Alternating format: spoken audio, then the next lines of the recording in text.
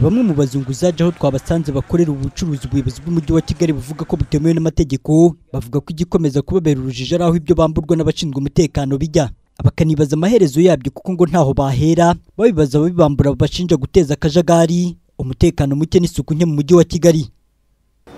Twebwe ntago tuzahano babijyana. Iyo badufashe nyine baratujyana bakadufunga. Ni ibibazo bikomeye icyakoreka inkoni tuba turimo gukubitwa. Ukagenda ugakubitwa na bya bindi bagufashanye, iyo ugize amahirwe ukavamo ntago babigusubiza, ubwo nyine ugenda gutyo. Ariko ntituzi irengero ngo bijyaha cyangwa se ejo bundi bijya.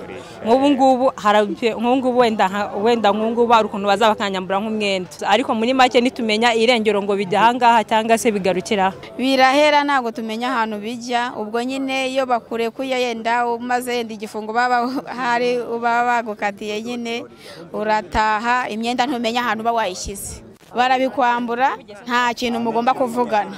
Twebwe ibyo bafashe babishyira muri pandagari, ariko nyine aho babishyira ntago tuhazi, aho babijyana ntago tuhazi. Aba ni bake mu bazunguzaji twaganiriye nabo, abandi basaga 10 twifuje kuganira nabo baratinya, bavuga ko byabagiraho ingaruka zikomeye. Nubwo iki kibazo kimaze igihe ngo inzego z'umutekano ntizirabasha kugaragaza aho ibicuruzwa by'abazunguzaji bishyirwa iyo byafashwe nk'uko bitangazwa n'abazunguzaji. Byatumye tuganira n'umuvugizi w'igipolisi cy'u Rwanda, Chief Superintendent Celestin Twahirwa. Mu bisobanuro atanga yibutsa ko ubwo bucuruzi butemewe n'amategeko kandi ko buhungabanya umutekano, gusa ntiyashatse kwinjira mu by'amategeko cyane. Cy'amategeko avuga urasa nkaho ushaka kunsaba gusomera itegeko, kandi ntabwo biri mu nshingano yanjye. Kugusomera itegeko ntabwo biri mu nshingano yanjye. Nakubwiye ko bishingiye ku mategeko n'amabwiriza y'umujyi wa Kigali. Icyo gihe rero iyo bagufashe bakakuzana bakwereka itegeko wanyuranyije naryo, bakarigusomera bakwereka ibihano uzahanishwa.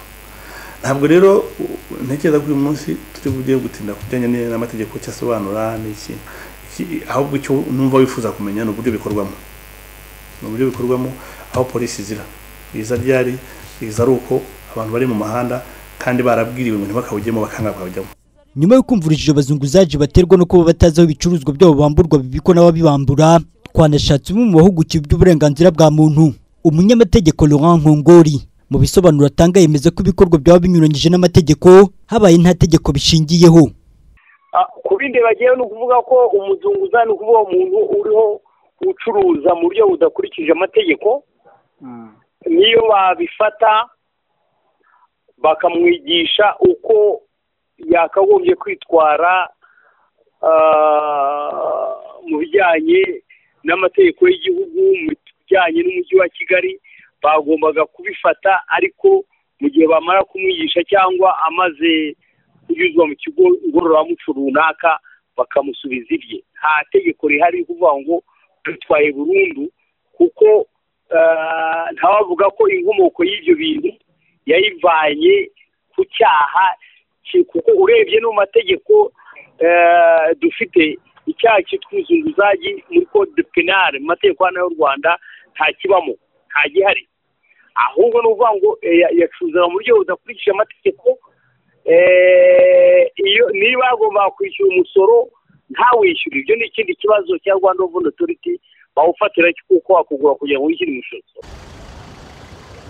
Nubwo ariko kuri bamwe bifatwa nko guhonyura uburenganzira bw'abazunguzaji bazwi nk'abaturage ba mikoro make, ubuyobozi bw'umujyi wa Kigali bwo buvuga ko mu gihe cyose ubwo bucuruzi bukozwe, inzego zibishinzwe zigomba kububurizamo. Gusa ngo ikibazo bwaragihagurukiye, ariko kandi ngo hari ahantu hagenwa habikwa ibyo bicuruzwa. Kibombo Muvunyi ashinzwe gahunda zo guteza imbere abatishoboye mu mujyi wa Kigali.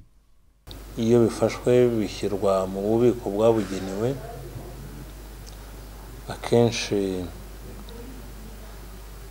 ibyo bagomba icyo bigomba gukoreshwa n'urwego rw'akarere ndetse n'imirenge babigena, ariko bishobora kuba byatezwa cyamunara, bishobora kuba byahabwa wenda nk'ibigo birera abana b'imfubyi, ariko mu kuri akarere niko kagena uburyo ibyo bintu bigomba gucungwa cyangwa se aho bigomba kujya.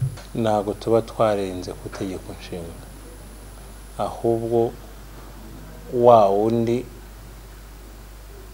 wanze kubahiriza amategeko akajya gucururiza ahatemewe, akajya guteza umutekano muke, akajya guteza akajagari mu muhanda,